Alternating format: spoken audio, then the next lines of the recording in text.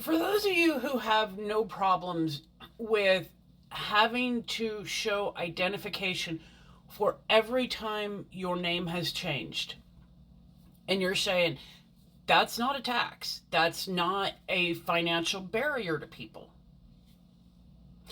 I've been married 3 times, divorced twice.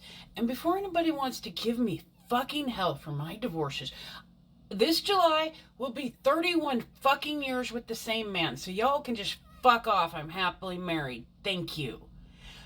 But I did have 2 divorces. One cost me almost $30 to get a copy of the divorce decree. One cost me $27. Then the marriage certificates, they average around $10 to $15 each. And then there's the ID cost, which is like $80. That is well over $100 for an ID for me. That is a financial barrier to a lot of people. I don't know how else to explain that to you.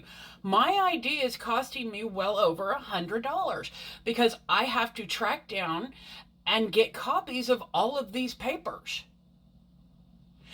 And some of them are so old, they're not on computer. So they have to go look them up. So they charge you more.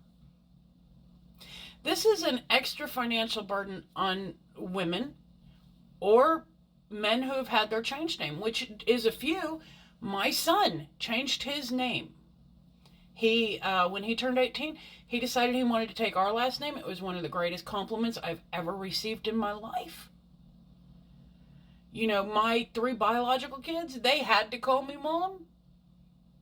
The twins made a choice, and then one of the twins went on to say, I want to take your name.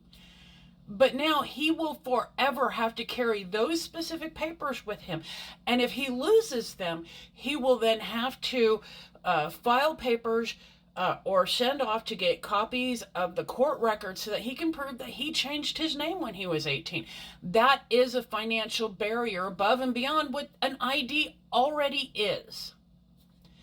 And now, since the real ID doesn't, you can get a real ID and not be a citizen because we allow that. That's why they're talking about things like passports. And who in the hell in America has a passport?